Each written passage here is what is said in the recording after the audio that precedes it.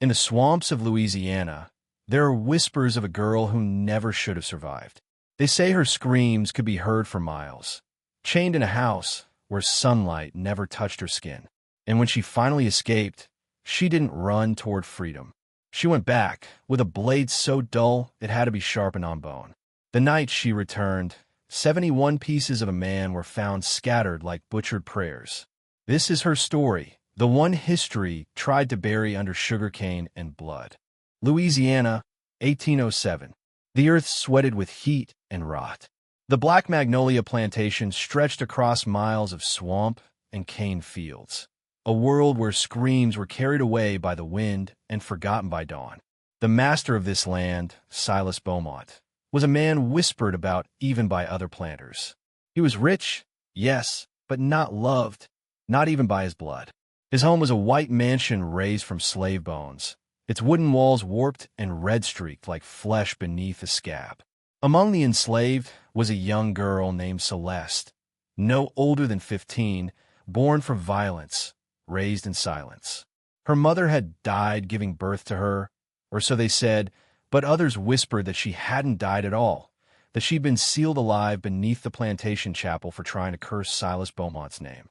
One August night, the air refused to move.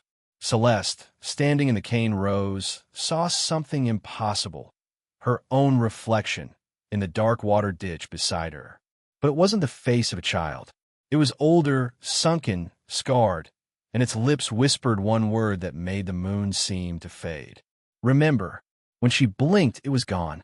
But that word stayed in her mind, crawling like a seed through soil. That same night, Silas Beaumont ordered that the chapel, the one sealed long ago, be reopened for cleansing. But when the doors were pried open, the workers screamed. The inside walls were clawed raw, and in the corner, they found something written in blood. The girl will return. Days turned heavy after that. The slaves stopped singing in the fields. Even the birds went quiet. Celeste's presence made people uneasy. They said she smelled like rain before a storm, like metal, like memory. Strange things began to happen around her. The plantation's hounds refused to go near her shack. The milk turned black overnight. A white overseer claimed he saw Celeste standing over his bed while he slept, until he woke and she was gone. Silas called for punishment, but when he raised the whip, the lash snapped before it touched her. That night, thunder rolled with no lightning. The plantation doctor, Elias March, wrote in his journal, "There are humors I cannot explain. The girl's pulse is strong, but her eyes are not human when she's spoken to about the chapel. They dilate like something staring through her, not from her." In the fields, an old slave woman named Miriam warned the others to stay away from Celeste. "That child's got her mama's mouth. It don't speak words, it speaks curses." But Celeste said nothing. She just stared at the house on the hill, where Silas Beaumont's laughter could be heard, high and sharp like the sound of steel being filed. Something was building in her. Not rage, something older, colder, almost divine. The Black Magnolia mansion was filled with strange decor, mirrors in every hall, all covered with lace. Servants whispered that Silas believed mirrors could trap the soul of a slave after death, forcing their spirit to work forever. Celeste, assigned to polish the grand stairwell, once lifted a corner of lace. Behind it, her reflection moved differently. It smiled when she did not.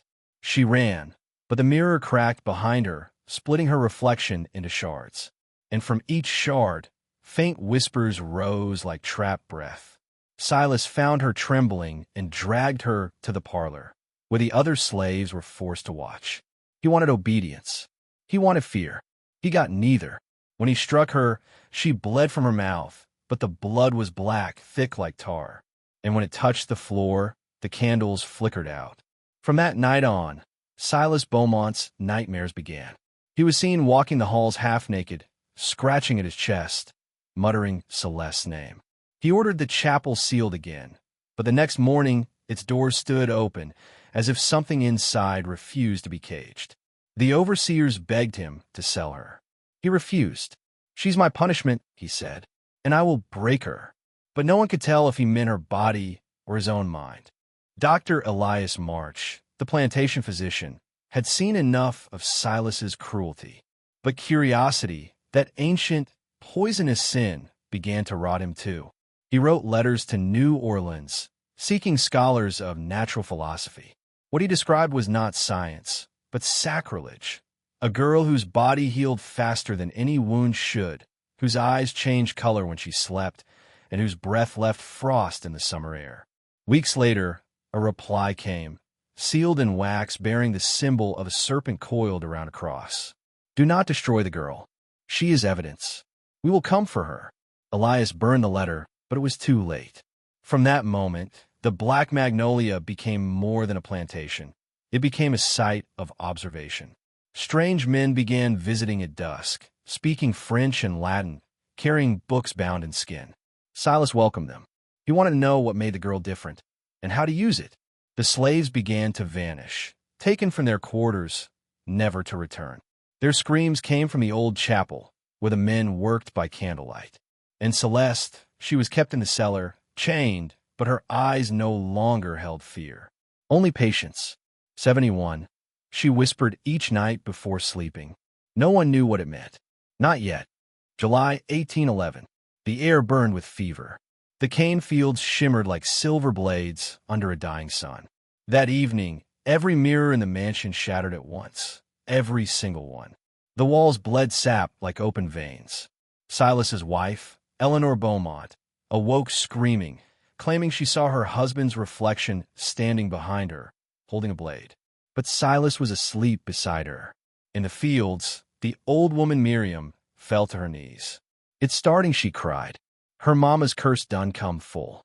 Celeste's chains had rusted clean through. She walked out of the cellar that night without a sound, her bare feet leaving no prints. In the chapel, the French scholars were waiting for Silas. They claimed the girl's blood was divine, that it could prolong life. When Celeste stepped into the candlelight, their instruments melted. The air grew cold. The wax turned black. She looked at Silas, her eyes now silver white, and spoke for the first time in weeks. You took 71 from me. Silas laughed, but it was the kind of laugh that dies in the throat. Because behind her, the shadows were moving. Not human shadows. The chapel doors slammed shut. When dawn came, the chapel was silent. The men from New Orleans were gone. Their carriages left without horses, their papers burned. Only Silas and Dr. March remained. And in the center of the altar lay something that had not been there before. A wooden cross coiled by a carved serpent, its eyes inlaid with human teeth.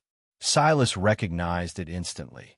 The mark of the Order of the Serpent Cross, a secret fraternity of Southern elites obsessed with blood, ancestry, and the divine right of cruelty.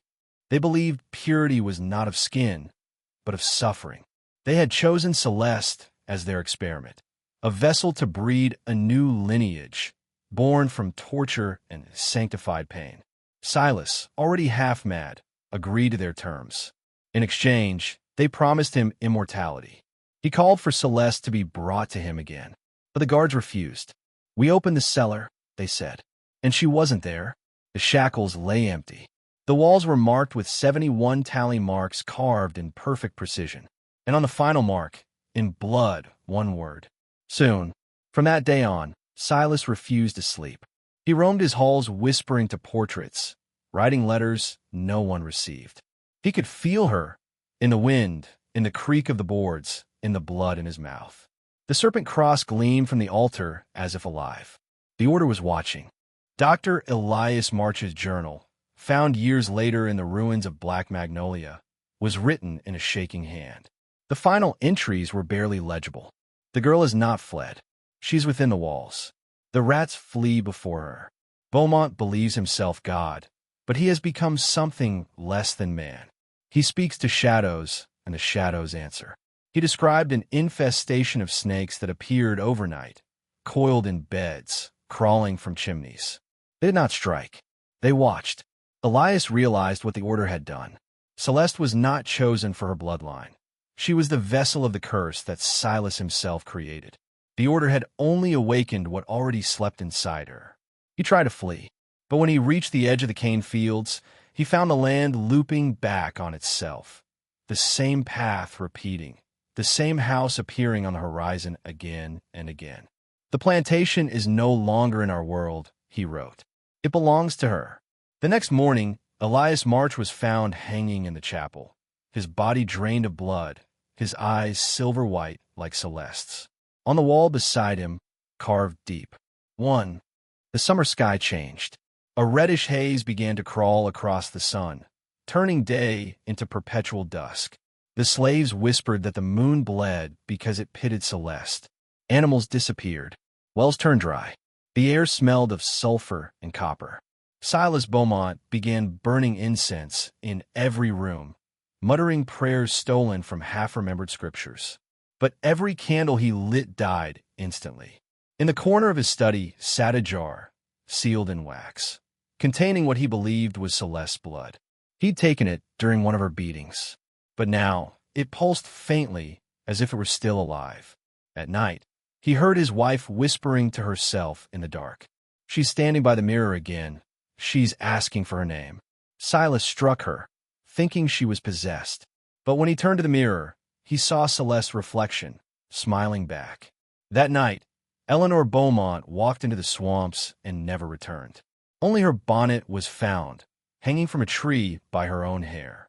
The next morning, Silas carved a message into his own arm. "The moon watches." And the moon, indeed, had turned fully red. The overseers began to vanish one by one. Those who remained found strange things buried in the cane, bits of bone, buttons, teeth, all arranged in careful, human shapes. One morning, Silas awoke to find 71 crows perched along the fence line, all facing the house. None made a sound. He counted them again and again. 71. Always 71. That night, the servants saw something walking in the fields, a woman made of shadows, her body rippling like smoke, dragging chains that left no mark. She stopped at the porch and whispered through the wood.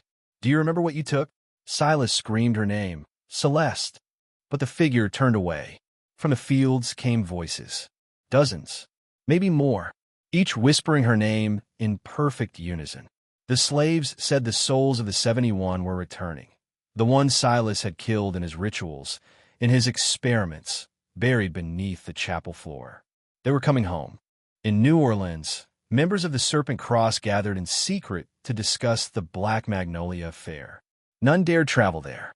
The few who had gone never returned. They feared Celeste was not human anymore, that she had become something beyond death, a saint of suffering, forged from the screams of her kin. The order's Grand Master decreed the plantation must be erased, burned from the earth. But by the time their men arrived, the roads had vanished under fog. The land seemed to resist approach, twisting paths and warping compasses. And then came the storm. Thunder without lightning. Wind that carried voices. Rain that fell black as ink. Inside the mansion, Silas waited with a shotgun, laughing to himself.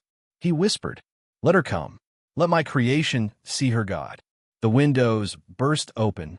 The candles went dark. From the fields, 71 shapes approached, silent, faceless, carrying the tools of their labor like weapons. Celeste walked among them, barefoot, calm. Her eyes reflected the storm itself. Lightning struck the chapel tower, splitting it down the center. But the fire didn't spread outward. It burned inward, devouring the air, the light, the walls, as though the building were being eaten by the dark. Inside, the Serpent Cross pulsed, alive with movement. Real snakes crawling from its carvings, spilling like veins across the floor. Celeste entered. The storm bowed around her. The snakes coiled at her feet like subjects to a queen. Silas staggered forward, gun shaking. "What are you?" he cried. She smiled. "I am what you made when you broke my mother." The air split. The ground trembled. Beneath them, the chapel floor cracked open to reveal pits, not of fire, but of light. Screaming, writhing light. The 71 rose from it, their bodies made of smoke and bone. Silas fell to his knees, whispering prayers that would not come. Celeste reached out, and the walls themselves began to bleed. Silas's screams filled the plantation. The slaves did not move. They listened. They knew what was happening was not for them. It was for every lash, every brand, every scream that had gone unanswered. Celeste did not use a blade. She used her hands. Her touch peeled memory from flesh, her voice cracked bone. Each wound opened like an eye, revealing what he had hidden. Faces of those he'd killed, their mouths whispering, "We remember." For 71 minutes, the house trembled. When it ended, there was silence. No body, no blood, only a sound. The slow, steady dripping of something unseen. The next morning, the mansion stood hollow. Every mirror was whole again, but reflected only one image. A girl walking away from the house, barefoot, her dress white as ash. Institutional cover-up, denial of truth. Weeks later, the Order of the Serpent Cross declared the plantation lost the plague. They sent soldiers to burn what remained. But when they arrived, they found no structure, only a circle of charred ground and a single oak tree, its bark carved with 71 symbols. Every soldier who entered the circle vanished within 3 steps. The survivors were silenced, their tongues cut, their records destroyed. The event was erased from history. The Beaumont name was struck from ledgers. But the journal of Dr. March remained, hidden in a church vault until it was found in 1932, sealed in wax, still wet with blood that never dried. The pages reeked of sulfur. By 1825, the land where Black Magnolia once stood became a parish, St. Vierge Noir, the parish of the Black Virgin. The locals built a church there, but the priest refused to consecrate it. He said the ground still wept. At night, parishioners claimed to hear humming beneath the soil, an old slave song, wordless and low. And every 71 years, the moon turned red again. A woman would be seen walking the road, barefoot, her eyes like mirrors. She'd ask a single question: "Do you remember their names?" Those who answered were found the next morning, their bodies divided precisely, 71 cuts, no more, no less. Section 15, The Blood Keeps Time. Psychological control and fate. Even centuries later, strange things persisted. A farmhouse built nearby collapsed without reason. Cattle were found arranged in circular patterns. Archaeologists unearthed glass fragments, mirrors buried face down. Locals say the soil still grows sugarcane sweeter than anywhere else, but when refined, it darkens, turning the color of dried blood. In a New Orleans museum, a jar labeled Specimen Number 71 sits unopened. It pulses faintly when the moon is full. They say it's the blood of Celeste. Others say it's something waiting to be born again. Section 16. The Return of the Mirror Girl. The descent fully begins. A sharecropper's daughter, named Evelyn, finds an old mirror buried behind her home near the bayou. That night, she dreams of a girl whispering her name from the other side of the glass. When she wakes, the mirror is wet, like something had breathed on it. Each night, she sees more: the plantation, the storm, the cross. A voice says, "You are me. I am what remains." Evelyn begins to bleed from her eyes. Doctors cannot explain it. They call it hysteria. But the townsfolk start dying again, 71 in total, each found mutilated, each with mirrors shattered nearby. The curse was awake once more. Research reveals Evelyn's bloodline. She is a distant descendant of Silas Beaumont himself. It is said Celeste never left this world. She simply waited, buried in blood and time, until the blood of her tormentor returned. The house begins to rebuild itself. Walls rising overnight, ghostly lights flickering in the swamp. Evelyn disappears on the 71st day. Only her dress remains, hanging from the chapel door that should not exist. Macabre revelation. In 1940, a priest investigating the case finds a journal, the same that belonged to Dr. March. Only now, it contains entries written after his death. The handwriting matches Evelyn's. He is 71. He has been cut. He is forgiven. The pages bleed when touched. The priest burns the book, but the flames die instantly. He locks it away in the cathedral archives, where it still remains, sealed behind glass that fogs when the moon turns red. Final descent into supernatural horror. Modern travelers who camp near the site report seeing 71 lights floating above the swamp. Some think they're fireflies. Others say they're souls.